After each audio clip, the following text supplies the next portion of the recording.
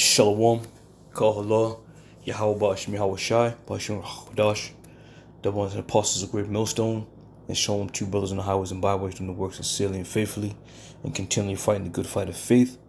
Lord, when we are found in that number, and I say salutations to all you sisters out there who truly trust and believe in the name of Yahweh Shem Yahweh Shai. All right, so we're going to start right into it with Matthew's the 25th Matthew's the 5th chapter, the 25th verse. And it says, "Agree with thine adversary quickly, whilst thou art in the way with him, lest at any time the adversary deliver thee to the judge, and the judge deliver thee to the officer, and thou shalt be cast into prison." All right? So, you got to be very mindful and understand about agreeing with thine adversary. All right?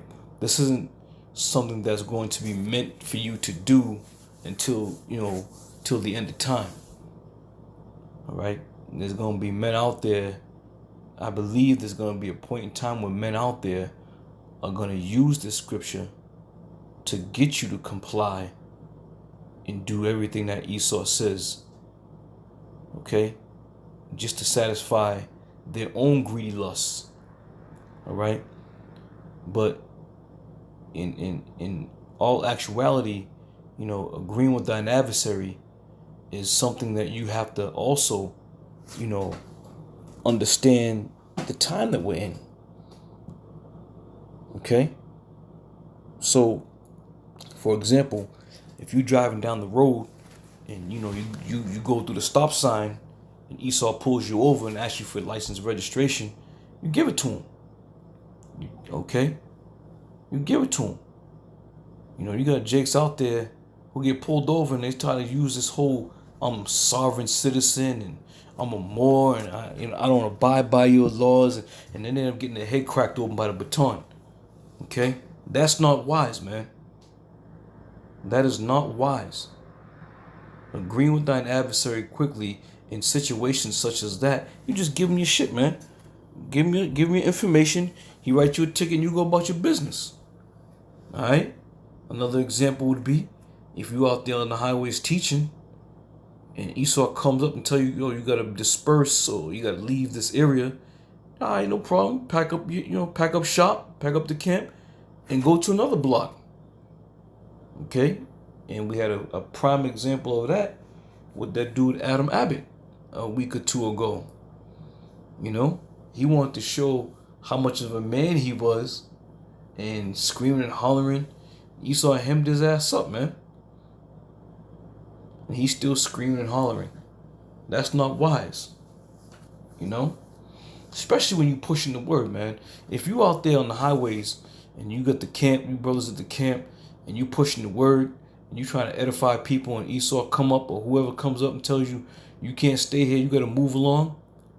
Move along, man. Move along. Go to another block, go to another area and push that word. Okay? So agreeing with an adversary is a very simple, a very simple thing to understand. But now, I had mentioned that you have to understand the time that we're living in. Okay? Or the time that we're in when you're going to have to agree with thine adversary. Because once again, there's gonna come a point in time where it's not gonna benefit you to agree with this devil. Okay? This is 2 Ezra 9:1. It says, "And he answered me then and said, measure thou the time diligently in itself." All right? Now that just is not speaking about, when the nuclear missiles are going to come. This is giving you understanding that measure the time diligently. All right? As we walk through this thing of ours, you got to be circumspect. You got to know what the hell's going on. You got to know who's around you, what's happening around you. Okay? That's all a part of measuring the time. So when agreeing with thine adversary, you're not going to agree with this devil when all of a sudden he's telling you to take the RFID microchip, right? So understand that the time that you're living in, understand that the time that you're in your adversary's kingdom, to a point where you're going to have to agree with him, but then on the flip side to that, you're going to have to disagree with him. And right now, while things are, somewhat quiet, if you will, you got to agree with your adversaries, man. You got to agree with the devil. But like I said, when it comes time for that RFID microchip, or if the time comes when he's talking about, the only food available is pork. You're gonna have to eat pork. This is the time when you refuse and you disagree with your adversary. Okay? This is that time. Let me get this. This is Amos 3:3. It says, "Can two walk together except they be agreed?" Okay? Now, walking in Esau's kingdom, we have to abide by his laws and his ways to a certain extent. All right? As much as it pains a brother that knows the truth, a man of understanding, to have to be subjected to the shit that we're subjected to on a daily basis, which is pure wickedness. It vexes your spirit to know that you got to walk, somewhat according to how this devil has set this kingdom up. The scriptures speak, I believe it's 2 Thessalonians, the scriptures speak about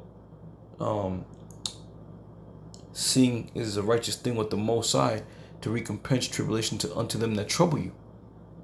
Okay? There's a lot of shit that's going on in this world that troubles brothers in this truth, man.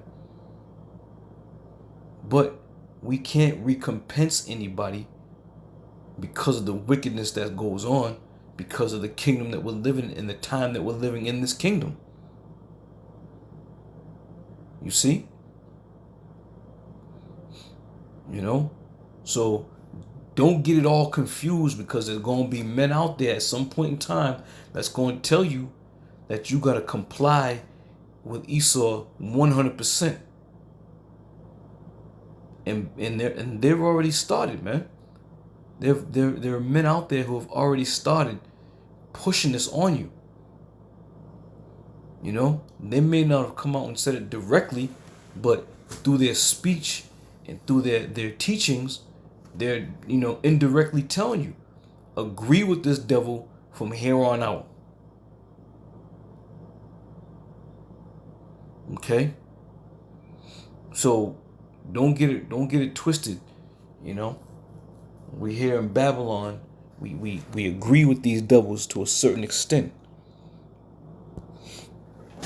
Deuteronomy 28:48 is, "Therefore thou shalt serve thine enemy, which the Lord shall send against thee, in hunger and in thirst and in nakedness and in want of all things."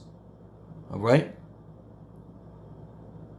But being mindful of the things that we know and understand, knowing that there's a separation point,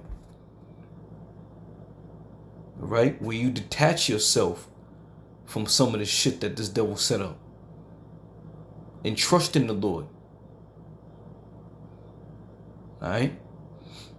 It says, "and in hunger and in thirst."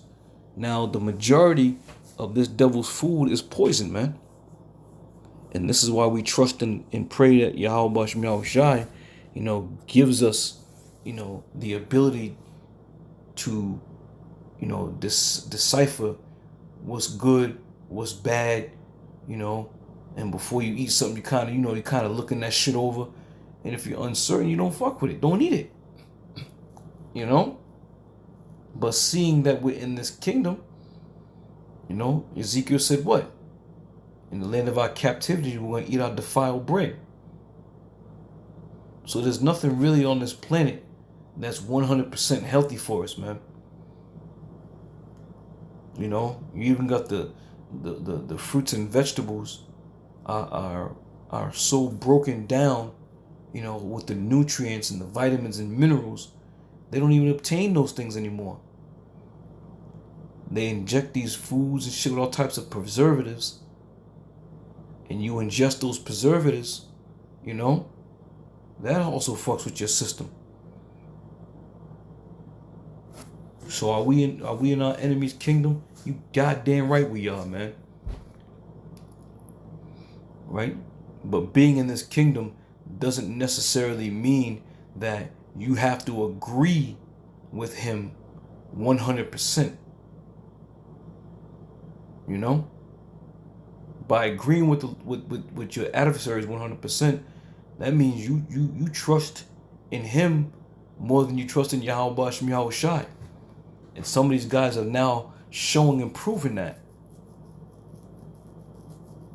When they tell you to take such things as you brothers know, you know, this devil's been rampant, raging, you know, trying to get, you know, the whole population inoculated. Right? But seeing that, you know, that time that we're living in, you're understanding it and you're measuring it, there are things now you start to, you know, spiritually understand. I'm not gonna fuck with this, I'm not gonna mess with that. This devil said we're gonna have to do this. Well, I'm gonna trust in the Lord. You know? It says, and he shall put a yoke of iron upon thy neck until he have destroyed thee. All right. Now, being once again, being the time that we're living in, he doesn't have to necessarily put a physical yoke of iron upon thy neck. All right. He has now mentally strapped that yoke of iron upon you. There's gonna be a lot of Israelites that's gonna die over here, man. That's gonna die, period. 2/3. That's a lot of people. Because you spiritually, emotionally, mentally got that yoke upon your neck, man. And you ain't even trying to get that yoke off your neck. So therefore, these are the ones that are going to agree with thine adversary until the missiles come, man, until they get wiped out. You see? But that's just the way it's going to have to be. We can't control excuse me. We can't control what the Lord has already set forth and has written. You know, you can't control that. We can prophesy about it, we can tell you what's going to happen, but we can't alter the course of it. Unlike Esau tries to alter the course of everything. All right. Go from there.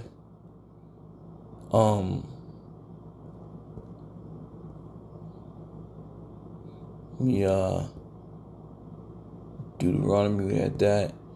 This is Matthew chapter 16 and 10, chapter 10 and 16. It says, behold, I send you forth as sheep in the midst of wolves.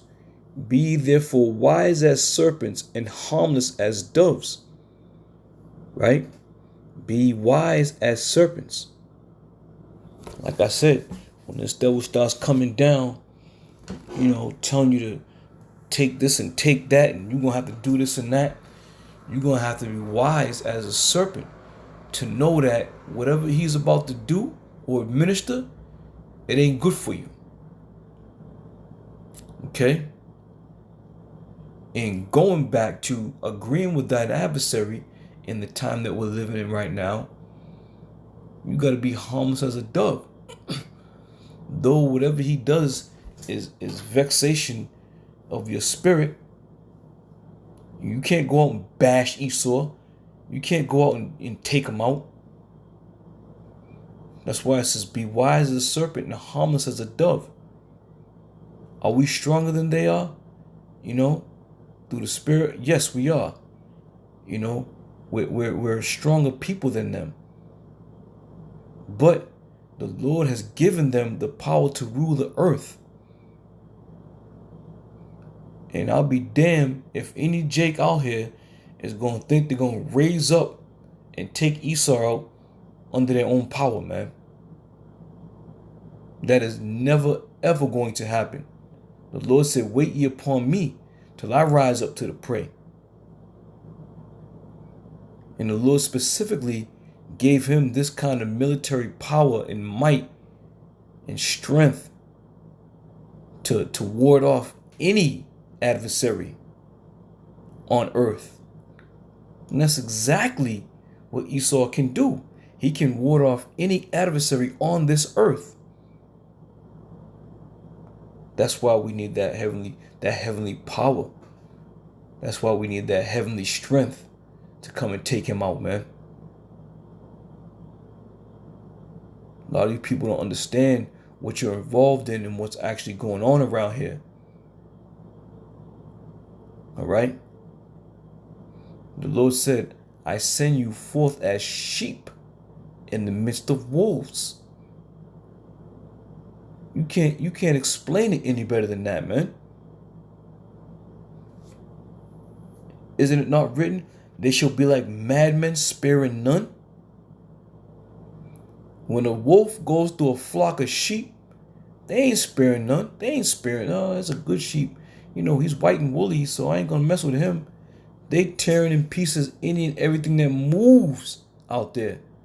And that's the same spirit that the Lord put on Esau for these upcoming months and years, man. I'm gonna say upcoming days, I should say. All right? So, all in all, agreeing with your adversary is not something that you're going to have to do, for the rest of your life, man. Understand the time we're living in. Understand that all things are lawful, but not all things are expedient. All right? We of the hope for the elect and servants of Yahweh Shem Yahweh Shai, the laws that we govern ourselves under are not accepted in this world. They're not accepted, or they're frowned upon, or they're looked at as if something of the past that will no longer ever be put in play. And this is why you see what you see in the midst of this world, man. The perverseness in this world. Because the law of the Bible, the laws of the Lord are not applicable in this kingdom. See? But that being said, we are as sheep in the midst of the wolves. There's no doubt about that.